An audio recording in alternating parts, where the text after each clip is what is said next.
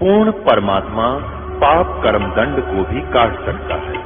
अभी तक जिस भी संत व महापुरुष से मिले उन्होंने यही बताया कि पाप कर्म फल भोगने से ही समाप्त होगा। वो प्रभु कौन है जो पाप कर्म को काट देता है, वो काल के बंधन से छुड़वा देता है, उसका क्या नाम है, पूजा की विधि क्या है? कृपया अवश्य सुनिए जगत गुरु तत्वदर्शी संत रामपाल जी महाराज के अमृत वचन।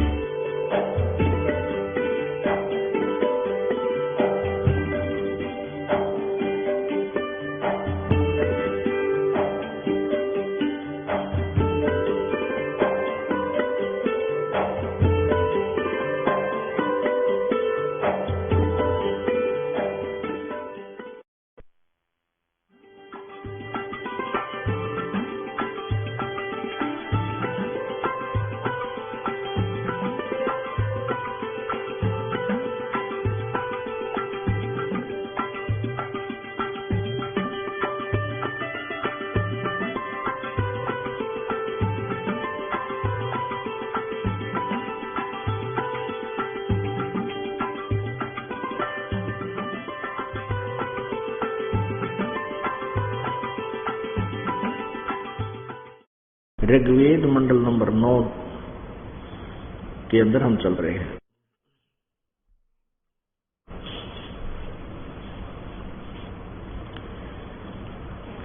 ऋग्वेद मंडल नंबर 9 और सूक्त नंबर 86 का मंत्र 26 पढ़ रहे हैं।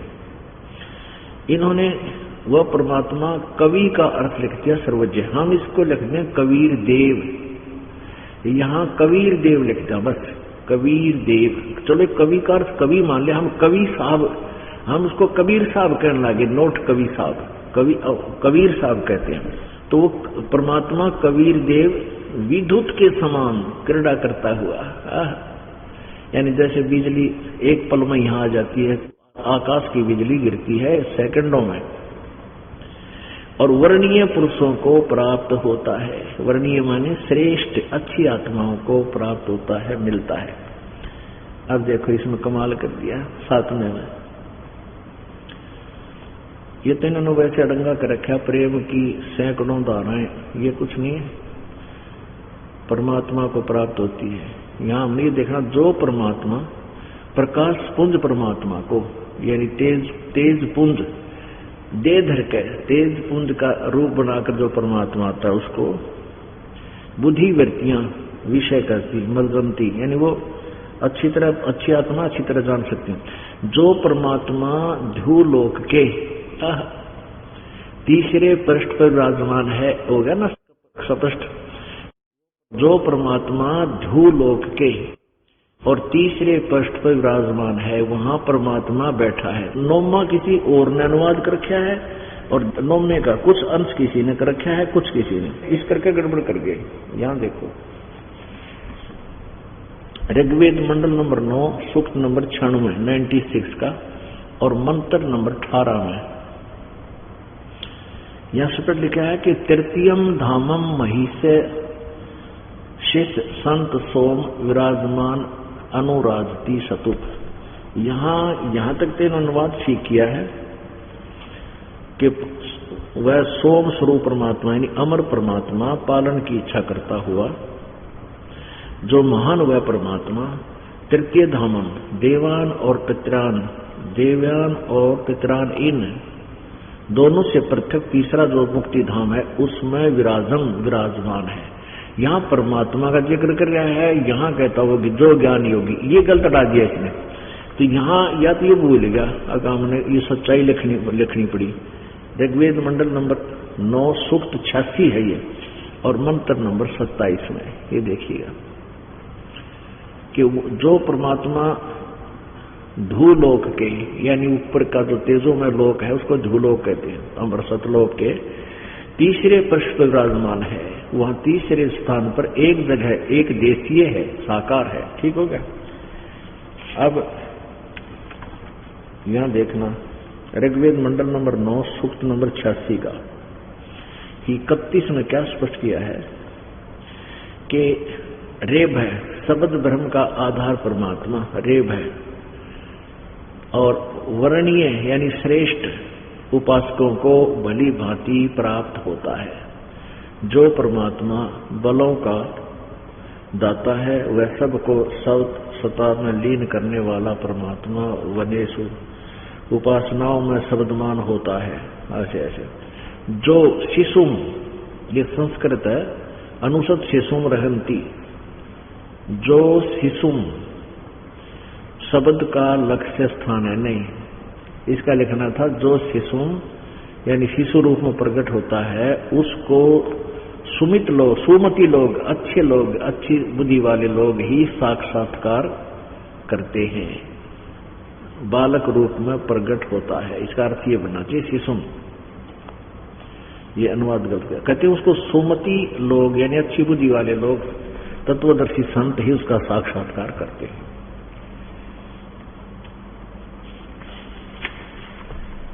अब देखना 9 में ऋग्वेद मंडल नंबर 9 सूक्त नंबर 82, इसका मंत्र नंबर 1 यहां पर है।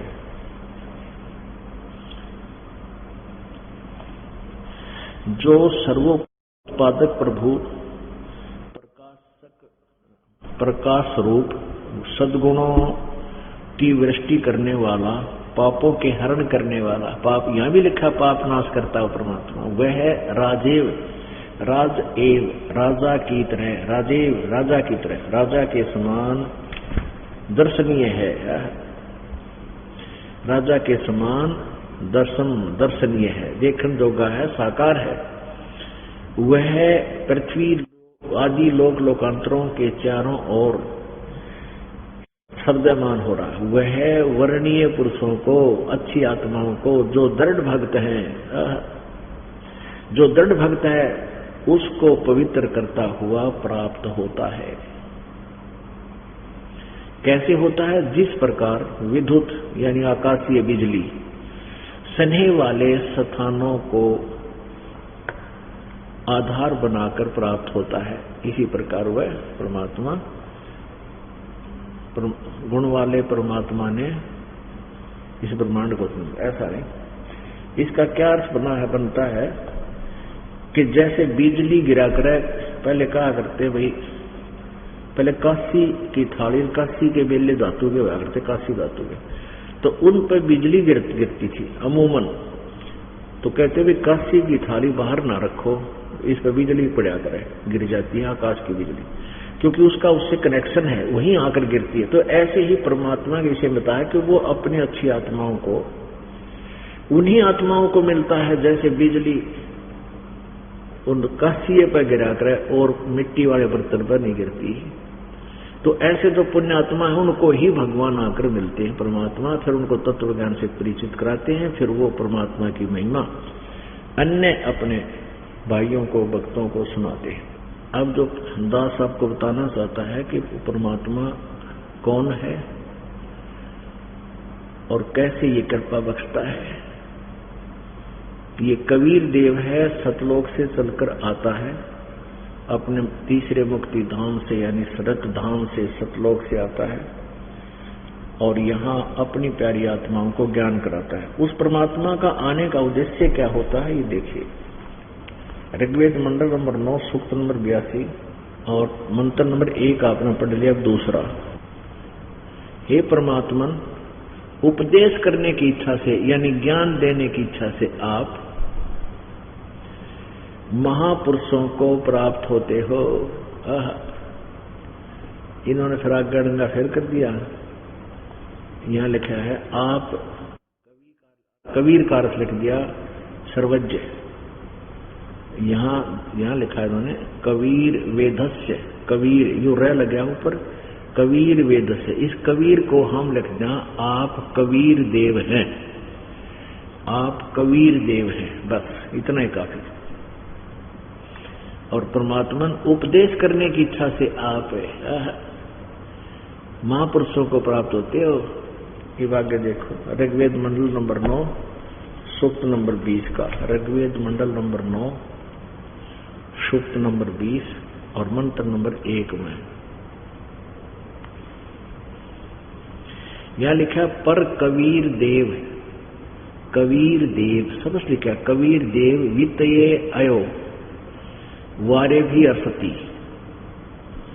वह परमात्मा कवि है। हम लिखांगे कबीर देव है, कबीर देव लिख देने वह परमात्मा कबीर देव है, हम उसको कबीर साहब कहने लगे। वो कबीर साहब है और सबका रक्षक है। विद्वानों की तृप्ति के लिए यानी ज्ञान, विद्वानों को ज्ञान देने के लिए, संतुष्टि करने के लिए, उनको तत्व ज्ञान बताने के लिए ज्ञान को देता है। सहनशील है और संपूर्ण दुष्टों को संग्रामों में तिरस्कृत करने वाला है। इसमें सारा टंटा काट दिया। वो कबीर देव है, वो ज्ञान देने के लिए आता है, विद्वानों को तृप्त करता है, उपदेश देने की, ज्ञान देने की इच्छा से आता है। और वो इन सबको तिरस्कृत कर देता है, शत्रुओं को। कौन से? जो परमात्मा की प्यारी आत्माओं को मिसगाइड किए हुए हैं, उनको ज्ञान के अंदर छक्के छुड़ा देता है। ये परमात्मा कबीर जी चारों युगों में आते हैं। सतयुग में सतसुकृत नाम से, त्रेता में मुनिंदर नाम से, द्वापर में करुणामय नाम से। इन तीनों युगों का कुछ कुछ आपको सुना दिया आज सुबह के सत्संग में, ये बताने के लिए कि वो कबीर परमात्मा है और वो ऐसे प्रकट होता है। और ये लक्षण जो परमात्मा ने अपने प्रैक्टिकली कर रखे हैं और वही वेद बता रहे हैं, तो फिर परमात्मा के समझने में, पहचानने में हम गलती नहीं करेंगे। बहुत आसानी से हम भगवान पहचान लेंगे परमात्मा कौन है, जब वेद बता रहे हैं। और फिर परमात्मा ने स्वयं आकर वही लीला पहले की हुई है। वेद तो हमने अब समझ में आए हैं कि वेद क्या बता रहे हैं, वो लीला पहले की हुई प्रभु ने। वेद बताते हैं वो परमात्मा ऐसे करता है, ऐसे आता है, अच्छी आत्माओं को मिलता है जो दृढ़ भक्त है और उनको ज्ञान देता है। ये ज्ञान तो वेद पहले बता ही रहे थे, तो उसको आने की क्या आवश्यकता पड़ी? क्योंकि इन वेदों को भी ये लोग समझ नहीं सके। अज्ञानी ऋषि, महर्षि, ये नकली सबको भ्रमित किए हुए थे।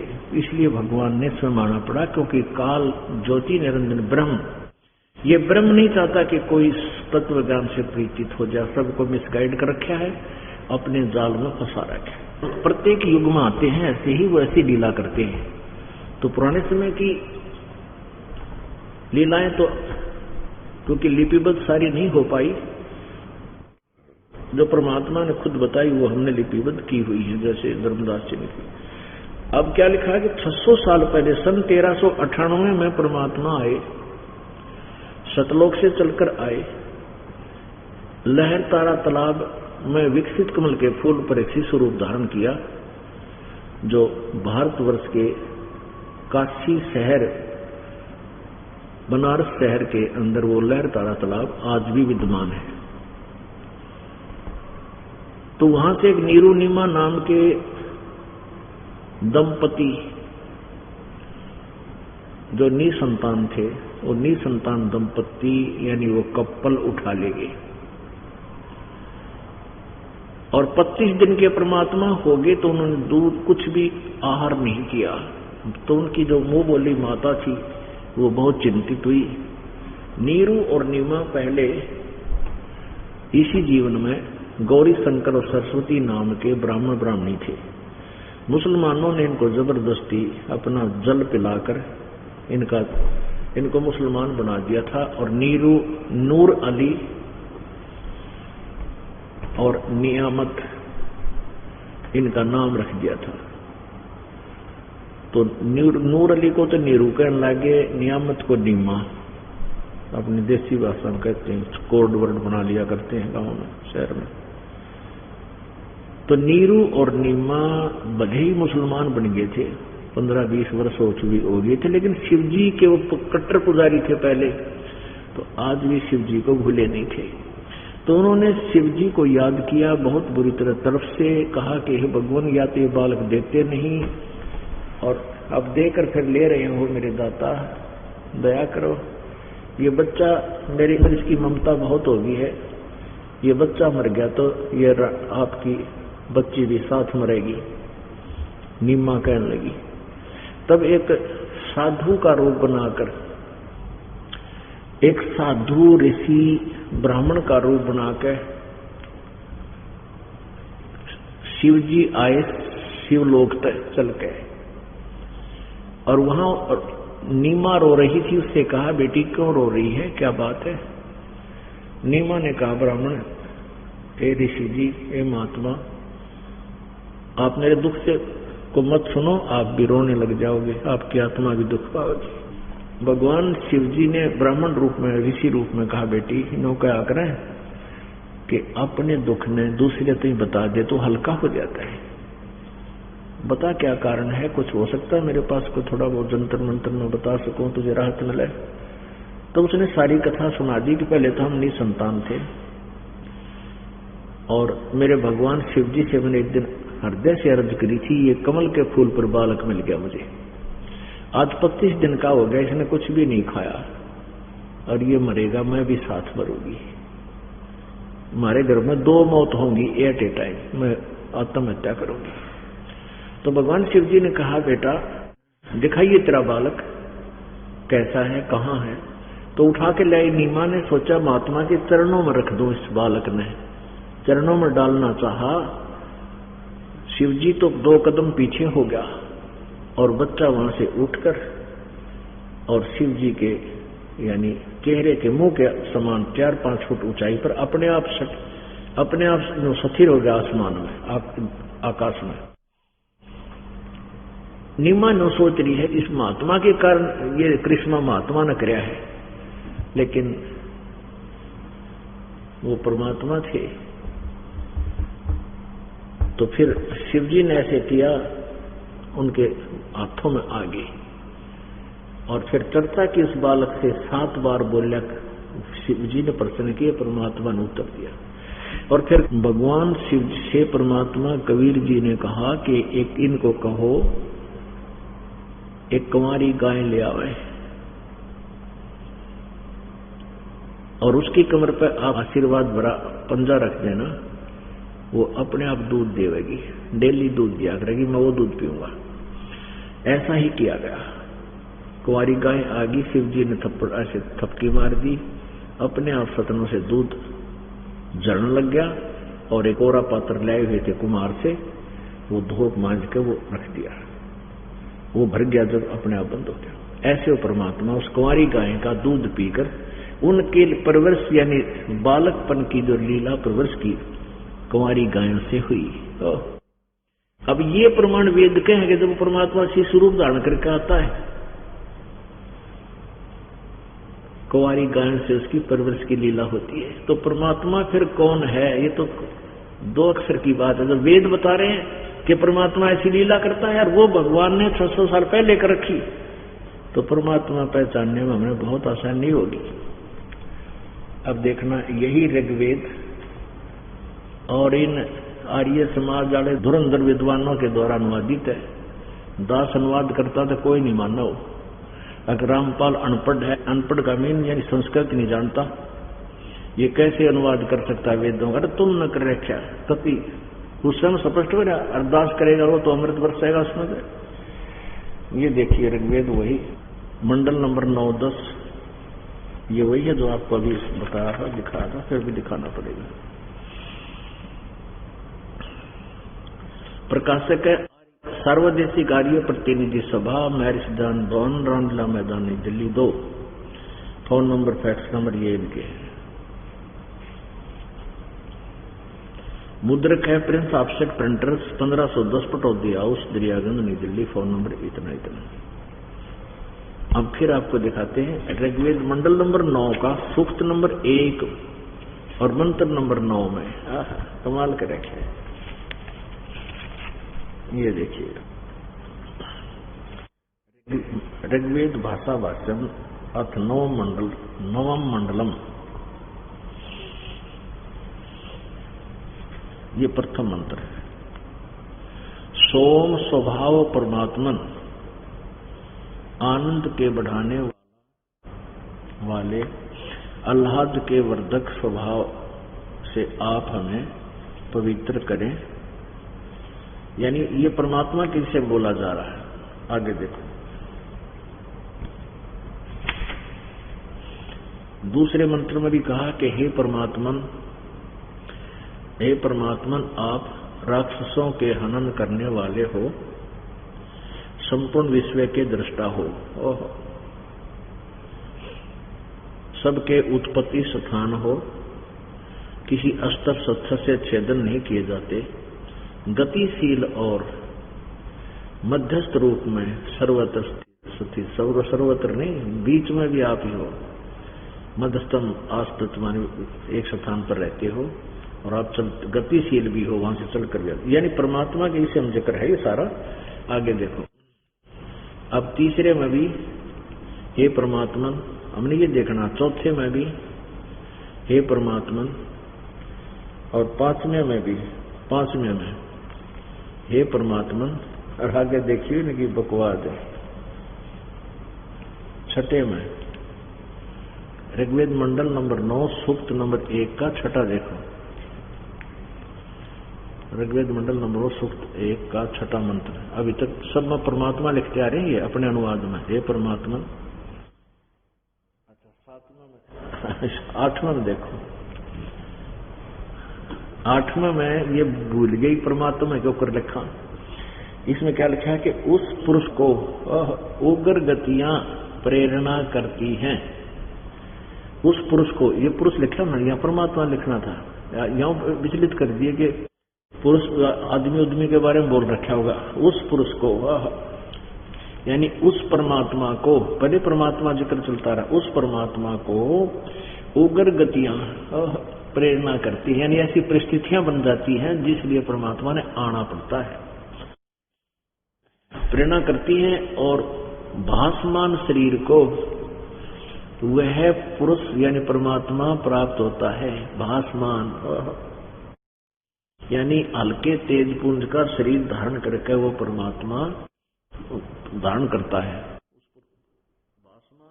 भासमान शरीर को वह परमात्मा प्राप्त होता है। यहाँ परमात्मा ना लिखा ना, पुरुष लिखने लगे, बिचड़े रहेंगे कोई।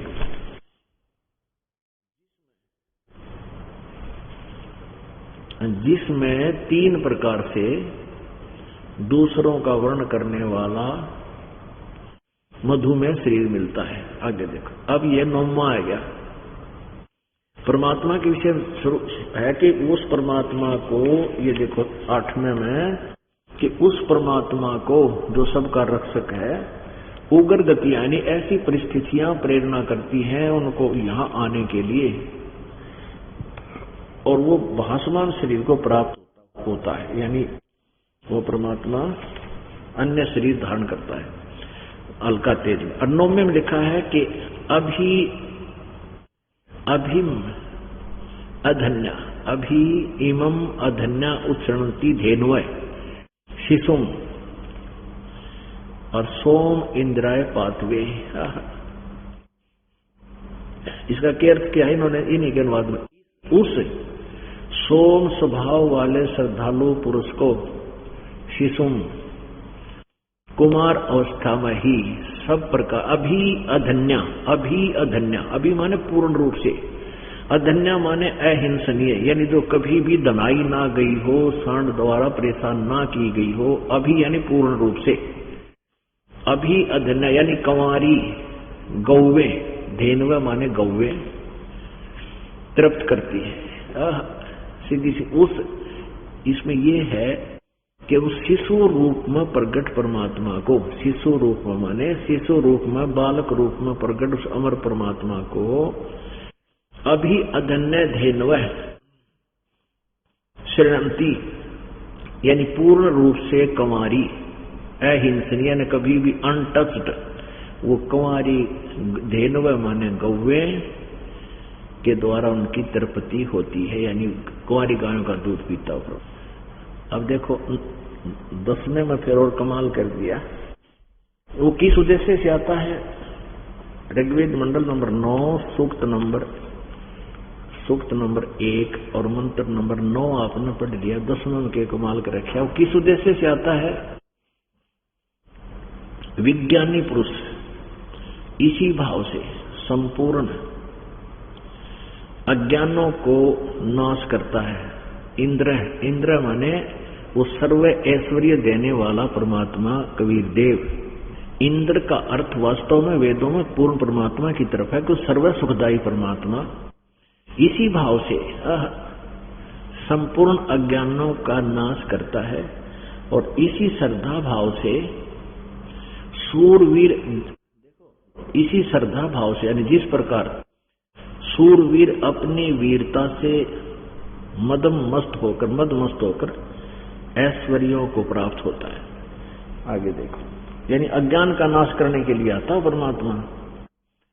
अब ऋग्वेद मंडल नंबर 9 सूक्त नंबर 2 का और प्रथम मंत्र, सोम स्वभाव दिव्य गुण युक्त परमात्मन आप हमें पवित्र करें और हे ऐश्वर्य परमात्मन आप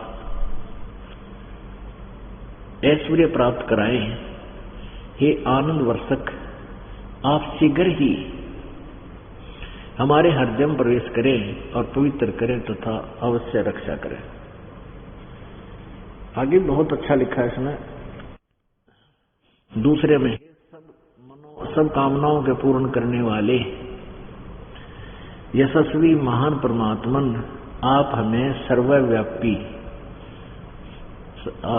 ज्ञान का उपदेश करें, क्योंकि आप सद्ज्ञान और संसार के कारणभूत प्रकृति को सब ओर से धारण किए हुए हो। इसमें स्पष्ट किया हुआ है कि हे परमात्मा हमें यथार्थ ज्ञान कराइए, हमें यहाँ की सुख सुविधा दीजिए।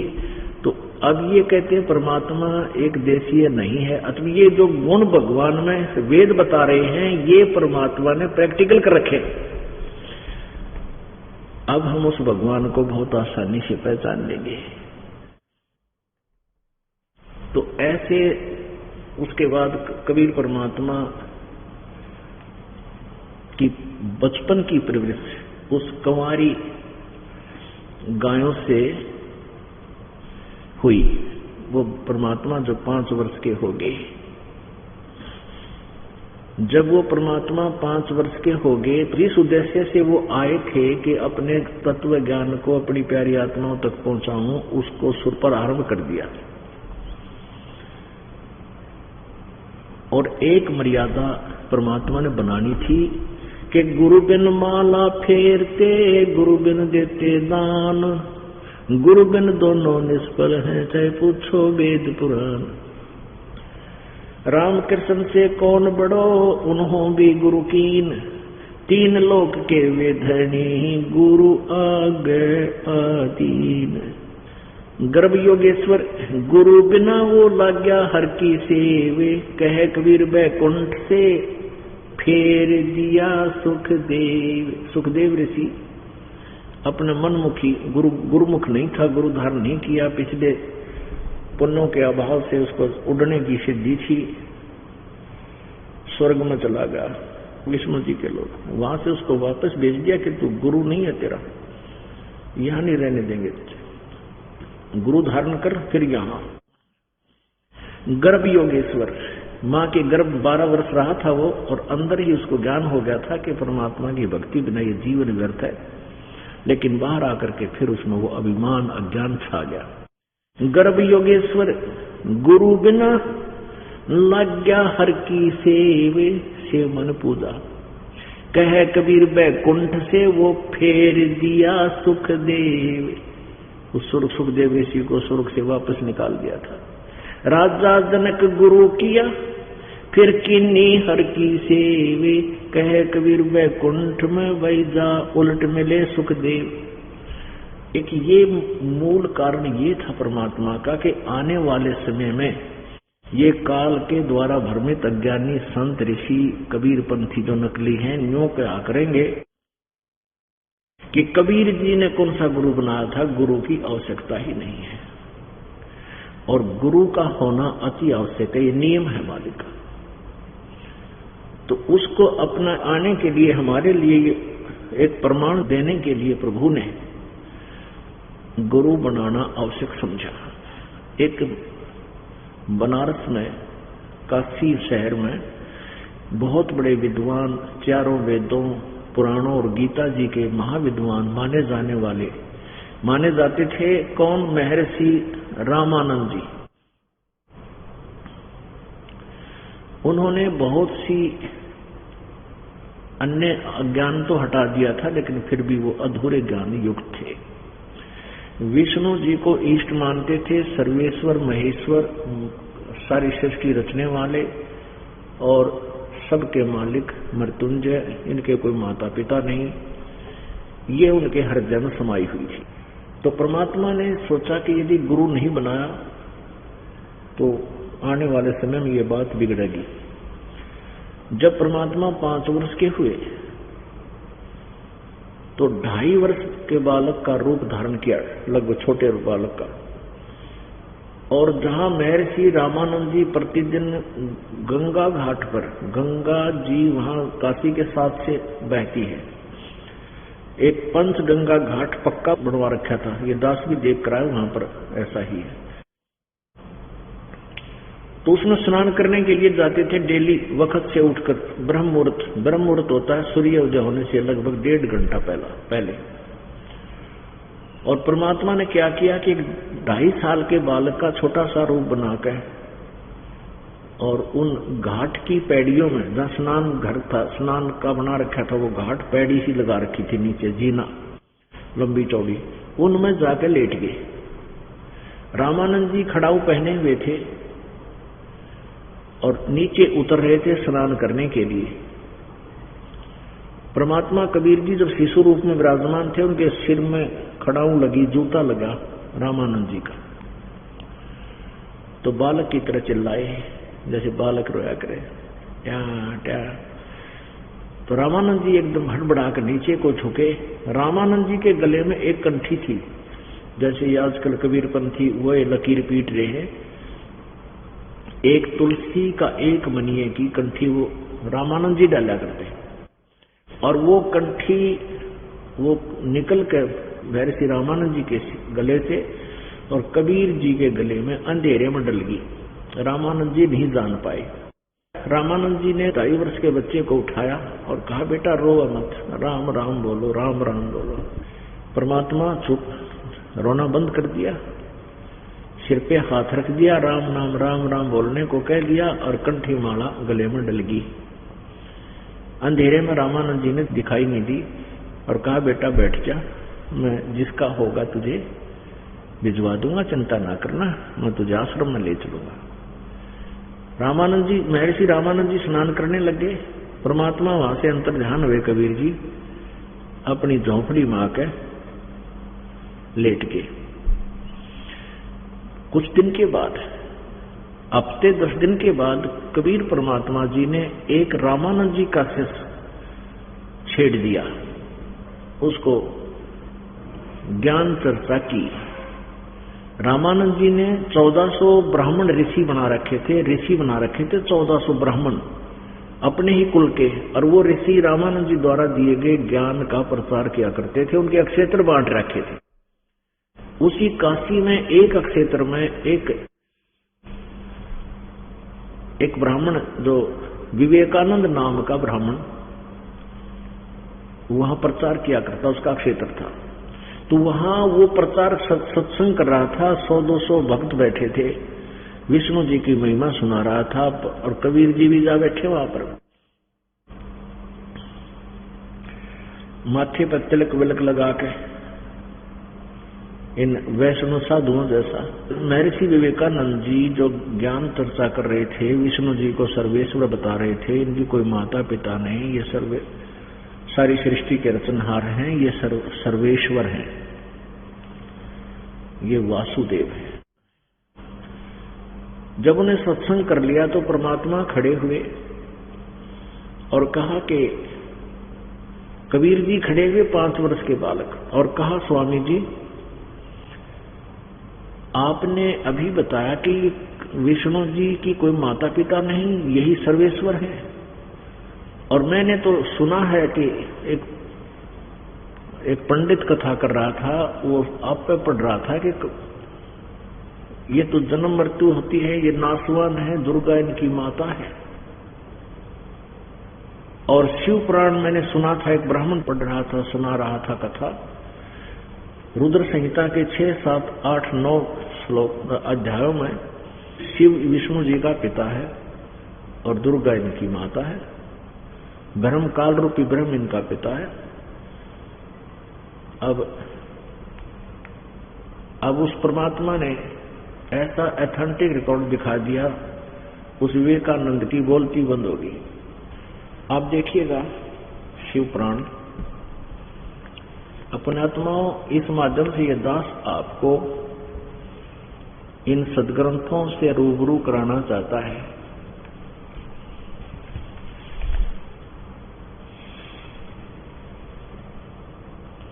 संपादक हनुमान प्रसाद पोदार, प्रकाशक एवं मुद्रक गीता प्रेस गोरखपुर, गोविंद भवन कार्यालय कोलकाता का संस्थान। इसके 58वां पृष्ठ पे 98 पृष्ठ पर हम आते हैं। संक्षिप्त शिव पुराण 58वां पृष्ठ पे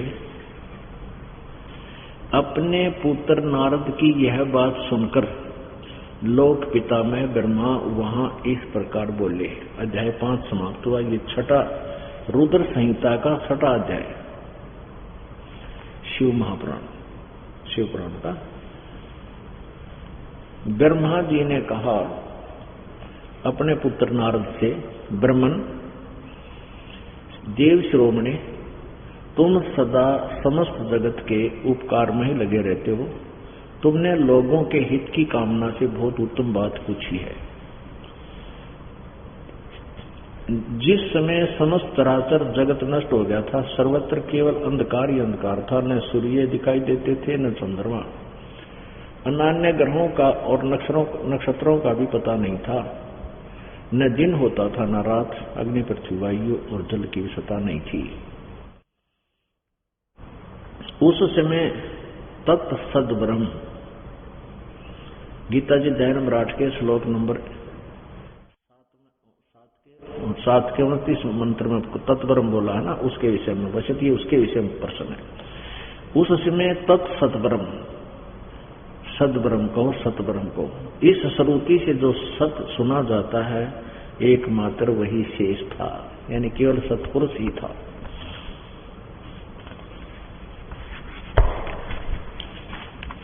अब 100 पृष्ठ पे हम अपने मतलब का पढ़ेंगे। अब ये क्या बोल रहा है ब्रह्मा, जिस परब्रह्म के विषय में ज्ञान और अज्ञान से पूर्ण, यानी कुछ सच्ची कुछ झूठी उक्तियों द्वारा इस प्रकार विकल्प किए जाते हैं, उसने कुछ काल के बाद, कुछ समय के बाद द्वितीय की इच्छा प्रकट की। उसके भीतर एक से अनेक होने के संकल्प उदित हुआ। तब उस निराकार परमात्मा ने, ये काल को निराकार मानते हैं, अपनी लीला शक्ति से अपने लिए मूर्ति की कल्पना की। अब ये एंड वेंड बोल रहा है कि तत्सद्ब्रह्म कह है कि निराकार परमात्मा कह रहा है ब्रह्मा जी, क्योंकि विज्ञान तो था ही नहीं। अब जो मूर्ति रहित परम ब्रह्म है, परम ब्रह्म माने श्रेष्ठ, वो उत्तम पुरुष है, तू अन्य उत्तम पुरुष, श्रेष्ठ परमात्मा, परम ब्रह्म। अब ये परम बात तो परम ब्रह्म की कह रहा है, घाटा ब्रह्म पर जोड़ रहा है ब्रह्मा। जो मूर्ति रहित परम ब्रह्म है उसकी मूर्ति, मूर्ति माने आकार, भगवान सदाशिव है। अर्वाचीन और प्राचीन विद्वान उन्हीं को ईश्वर कहते हैं। उस समय एकाकी रहकर स्वेच्छानुसार विहार करने वाले उन सदाशिव ने अपने विग्रह से एक स्वयं ही एक स्वरूप भूता शक्ति, यानी एक स्त्री की सृष्टि की, उसका अपने शरीर से नहीं कहते, एक स्त्री निकाली जो उनके अपने शरीर से कभी अलग होने वाली नहीं थी। उस पराशक्ति को प्रधान प्रकृति गुणवती माया बुद्धि तत्व की जननी तथा विकार रहित पता है। वह शक्ति अंबिका कही गई है। वह कौन थी? उसी को प्रकृति, प्रकृति शब्द याद रखना, प्रकृति दुर्गा को कहते हैं। ये गीता जी के 14वें अध्याय के अंदर आपका काम होगा। प्रकृति माने दुर्गा, सर्वेश्वरी, त्रिदेव जननी, ब्रह्मा विष्णु महेश के उत्पन्न करने वाली नित्य और मूल कारण भी कहते हैं। सदा शिव द्वारा प्रकट की गई, काल के शरीर से निकली उस शक्ति के 8 भुजाएं। हो गया अंडरस्टूड। नाना प्रकार के आभूषण उसके श्रीअंगों की शोभा बढ़ाते हैं। तो वह देवी दुर्गा यानी नाना प्रकार की गतियों से संपन्न है और अनेक प्रकार के अस्त्र शस्त्र धारण करती है। ये कति कंसेप्ट क्लियर हो गया कि वो दुर्गा के विषय में बताया जा रहा है। एकाकिनी होकर भी वह माया संयोग वसात अनेक हो जाती है। जो वे जो सदाशिव हैं उन्हें परम पुरुष ईश्वर शिव शंभु और महेश्वर कहते हैं। अब 101 पृष्ठ पे रुद्र संहिता। वे अपने सारे अंगों में भस्म रमाए रहते हैं। उन काल रूपी ब्रह्म ने आ गया ना ठिकाने, यो काल ब्रह्म, काल रूपी ब्रह्म, ये ज्योति निरंजन ने एक ही समय शक्ति के साथ, ये नाथ नहीं है, साथ शिवलोक नामक क्षेत्र का निर्माण किया था। उस उत्तम क्षेत्र को काशी कहते हैं। ऊपर के लोक की बात है ये, काल के लास्ट लोक में, इसी ब्रह्म इस ब्रह्मांड के ऊपरी स्थल पर वह परम निर्वाण या मोक्ष का स्थान है जो सबके ऊपर विराजमान है। ये प्रिय और प्रियतम, शक्ति और शिव, दुर्गा और काल, पति पत्नी जो परमानंद स्वरूप है उस मनोरम क्षेत्र में नित्य निवास करते हैं। यहां देखें, देवर से एक समय उस आनंद वन में रमण करते हुए शिवा और शिव के मन में, दुर्गा और काल के मन में यह इच्छा हुई कि हम किसी दूसरे पुरुष की सृष्टि, हमने किसी दूसरे पुरुष की सृष्टि करनी चाहिए, यानी बच्चा उत्पन्न करना चाहिए, जिस पर यह सृष्टि संचालन का महान भार रखकर हम दोनों केवल काशी में रहकर स्वेच्छानुसार विचरण करें और निर्वाण धारण करें, विचरे और निर्वाण धारण करें। ऐसा निश्चय करके शक्ति सहित यानी दुर्गा के साथ सर्वव्यापी परमेश्वर शिव ने अपने वाम भाग के 10वें अंग पर अमृत मल दिया, यानी पति पत्नी विहार किया। फिर तो वहां से एक बालक प्रकट हुआ, एक पुरुष प्रकट हुआ। अब देखना, शिव ने कहा, वत्स, व्यापक होने के कारण तुम्हारा विष्णु नाम विख्यात हुआ। अब सिद्ध हो गया पुण्यात्माओं, इस काल और दुर्गा के संयोग से, पति पत्नी विहार से विष्णु की उत्पत्ति हुई। अगर ब्रह्मा कहता है इसी प्रकार मेरा भी जन्म इन्हीं से हुआ। ये देखना, ये छठा रुद्र संहिता का छठा अध्याय समाप्त हुआ, ये 7वां प्रारंभ होता है। ब्रह्मा जी कहते हैं देवर से, तत्पश्चात कल्याणकारी परमेश्वर शांत सदाशिव ने पूर्व प्रयत्न करके मुझे अपने दाहिने अंग से उत्पन्न किया। उन महेश्वर ने मुझे तुरंत ही अपनी योग मां से मोहित करके नारायण देव की नाभि कोण में डाल दिया और लीला पूर्वक मुझे वहां से प्रकट किया। इस प्रकार उस कमल के से पुत्र के रूप में मुझ हिरण्यगर्भ का जन्म हुआ। अब यहां दो हो गए, दो तो हो गए, दुर्गा और काल से विष्णु और ब्रह्मा की उत्पत्ति होगी। अब यहां लेखक जो है अनुवाद करता विचलित हो गया कि विष्णु शिव से शिव की उत्पत्ति कैसे लिखूं, गोलमोल कर दिया। लेकिन कहते हैं सच्चाई नहीं छुप पाती। 110 पृष्ठ पे ये स्पष्ट है, रुद्र संहिता 9वां अध्याय ना, शिव पुराण रुद्र संहिता ही है ये, और पृष्ठ नंबर 110 पे ये 9वां अध्याय समाप्त होता है, इसके लास्ट में ही है। इस प्रकार ब्रह्मा विष्णु और रुद्र इन 3 देवताओं में गुण है, परंतु शिव गुणातीत माने गए। अब ब्रह्मा विष्णु और ये रुद्र, ये इनसे इन 3 चिन्ह, चौथा है वो शिव, ये काल है। यहां भी कंसेप्ट कम क्लियर होता है। अब देखना 24 पृष्ठ दिखाते हैं आपको इसी रुद्र संहिता का।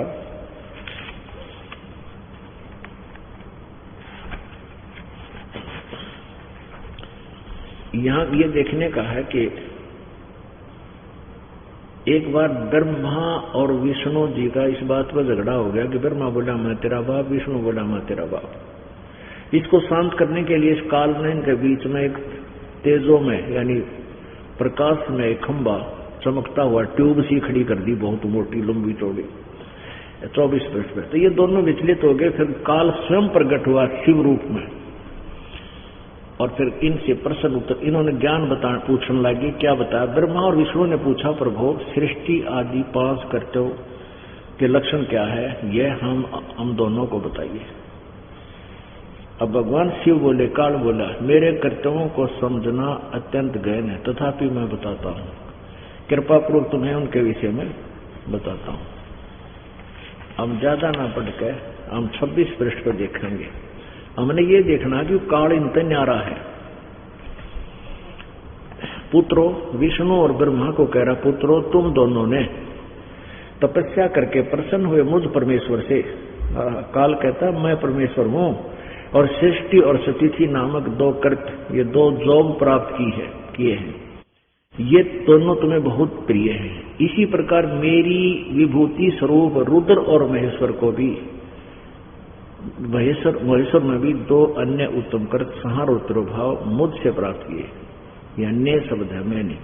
यानी 4 हो गए, ब्रह्मा और विष्णु को 2 ये न्यारे हो गए और रुद्र और महेश्वर इस बोलने वाले पे न्यारा हो गया। यानी यू काल इन ब्रह्मा विष्णु महेश और 11 रुद्रों का जनक है, इससे सिद्ध हो गया।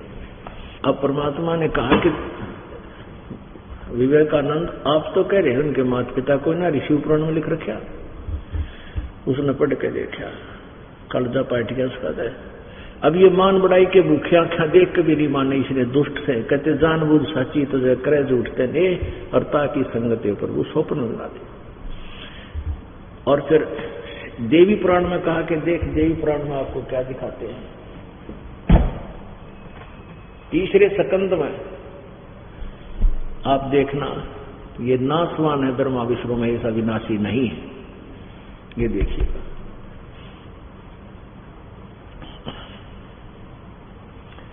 श्रीमद देवी भागवत यानी दुर्गा पुराण, गीता प्रेस गोरखपुर से प्रकाशित। संपादक हनुमान प्रसाद पोदार, चिमनलाल गोस्वामी। प्रकाशक एवं मुद्रक, प्रकाशक एवं मुद्रक गीता प्रेस गोरखपुर, गोविंद भवन कार्यालय कोलकाता का संस्थान। ये इनके फोन और फैक्स नंबर है। हम ये देखते हैं 123 नंबर पृष्ठ पे, 123 पृष्ठ है, तीसरा स्कंध है और इसमें 4 अध्याय है।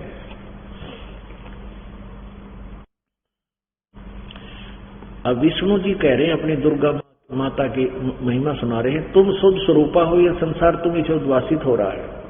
मैं ब्रह्मा और शंकर हम सभी तुम्हारी कृपा से विद्यमान हैं।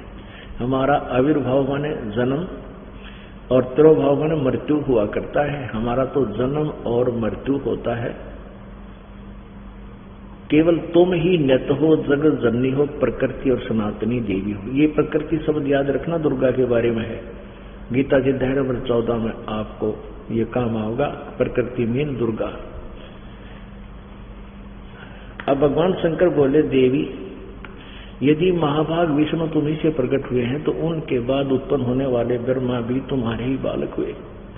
फिर मैं तुमोगुणी लीला करने वाला शंकर क्या तुम्हारी संतान नहीं हुआ? अर्थात मुझे भी जन्म देने वाली, उत्पन्न करने वाली तुम ही हो। सिवे संपूर्ण संसार की सृष्टि करने में तुम बड़ी चतुर हो। इस संसार की सृष्टि, सतिथि और संहार में तुम्हारे गुण सदा समर्थ हैं। उन्हीं तीनों गुणों से उत्पन्न हम ब्रह्मा विष्णु शंकर, रजगुण ब्रह्मा, सतगुण विष्णु, तमगुण शिव जी नियम अनुसार कार्य में तत्पर रहते हैं। और परमात्मा ने कहा और सुनाऊं, और देख ध्यान से देवी पुराण का 3रा स्कंद प्रथम अध्याय पढ़ दोबारा स्वामी जी। अपने आत्मा परमात्मा 600 वर्ष पहले उनकी पोल खोल गए थे लेकिन ये मान बढ़ाई के भूखे रोजी रोटी वाले व्यक्ति महर्षि को आया करते, कह का पता नहीं था, और परमात्मा के ज्ञान को उन्होंने आंखें पढ़ भी लिया, फिर भी समझ बनाया और ना माने। कैसे दिखा देखो पुण्यात्मा, चलो वो ना माने, ना मानो पर आप मानेंगे। वह पवित्र सदग्रंथ अपने पास है जिनको हम सही मान्या करते, आज वही हमें निर्णय दे रहे हैं, तो हम तो मान लेंगे। तो चलो पशुओं ने हमारे तक नहीं आने दिया तत्व ज्ञान को। अब फिर पढ़ते हैं आराम से। पुण्यात्माओं, एक पेट के लिए इंसान फैक्ट्री में दिन में भी ड्यूटी करे, रात में ओवर टाइम करे। एक किसान होता है, क्योंकि दास का जन्म भी किसान परिवार में हुआ, और किसान कितना प्रयत्न करता है अपने पेट के लिए। अब पुण्यात्माओं, परमात्मा पाने के लिए जब हम परिचित हो जाएंगे, जैसे किसान अपने व्यवसाय से परिचित होता है कि यदि मैं कर्त नहीं करूंगा, काम नहीं करूंगा तो भूखा मर जाऊंगा, मेरे बालक भूखे मरेंगे और मैं निर्धन हो जाऊंगा। अब सर्दी का मौसम, जनवरी और दिसंबर का महीना हो, और खेतों में नहर के पानी से सिंचाई होती है हमारे यहाँ, तो नहर के पानी की सिंचाई का वो वार लगता है, किसी का रात में आ जाता है, किसी का दिन में आता है।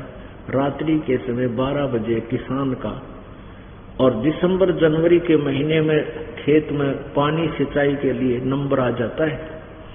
ऊपर से छोटी छोटी बूंदें गिर रही हैं, छोटी छोटी बिल्कुल फवार सी, और तेज हवा चल रही है।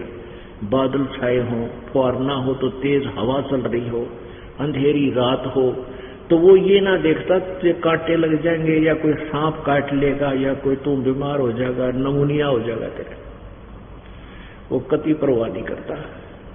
दिन में हल जोतता है, रात्रि के समय वहां पहुंच जाता है उस अपनी फसल में, गेहूं की फसल में सिंचाई करने के लिए। और वहां जाकर जो कंबल उसने ओढ़ रखा होता है वो भी उतार के रख देता है एक मेड पर, डोले पर, और कस्ती के साथ घुटनों पानी में और नाली में प्रवेश कर जाता है और वहां सिंचाई करता है, क्योंकि वो परिचित है अपनी जॉब से। यदि आज मैं आलस कर जाऊंगा तो मुझे मेरी फसल सूख जाएगी, मैं निर्धन हो जाऊंगा, मेरे बालक भूखे मर जाएंगे। तो अपनी कमाई करने के लिए वो कठिन से कठिन कार्य को भी करता है। इसी प्रकार आप, क्योंकि वो परिचित है अपनी जॉब से, यदि आप परिचित हो जाओगे कि परमात्मा पाने के लिए सब क्रिया करनी पड़ेगी, तो आप भी सफल होगे, धनी हो जाओगे और उद्देश्य में सफल होगे। पुण्यात्माओं, इस काल का बहुत जाल है। अब यहां आने के बाद आपको कोई चिंता नहीं, बिछे बिछाए मैट, रजाई मिल लेंगी, गद्दे बिछाने, बनाया बनाया भोजन, अब अमृत वर्षा होने लग रही। अब ये मन क्या करता है, फिर लटके लेने लग जाए थोड़ी देर में, और थोड़ी सी चिंता हो जाए, कोई टेंशन बढ़ जाओ, नींद आ, सो के दिखा दियो, 2-2 गोली खा जाते नींद की, 3-3, फिर भी नींद ना आती, सो के दिखाओ ना। तो ऐसे हमने अब डर बनाना पड़ेगा कि ऐसी अमृता वर्षा हो रही और नींद आवे। ये भी एक काल का भयंकर जाल है। ऐसा बढ़िया मौसम, न गर्मी है न सर्दी है, ऊपर परमात्मा की दया है, पंखे चल रहे हैं और अमृत वर्षा हो रही है। तो ध्यान से सुनो इस परमात्मा की प्यारी वाणी को। ये को बालकों का खेल नहीं, इतनी व्यवस्था कर रखी भक्तों ने आपके लिए, कितना बड़ा शेड बनाया है, ऊपर पंखे लाकर धर दिए, 2 महीने 1.5 के अंदर सबके में जचा कर रख दिया परमात्मा कबीर जी की दया से। इसीलिए कि प्यारी आत्मा यहाँ आएंगी, परमात्मा का ज्ञान सुनेंगी, अपने भगवान को पहचान के यहाँ से कल्याण करवा जाएंगे। कितना पुण्य होगा उन पुण्यात्माओं ने जिन्होंने इसमें सहयोग दिया शेड बनाने में, यहाँ सारी व्यवस्था बनाने में।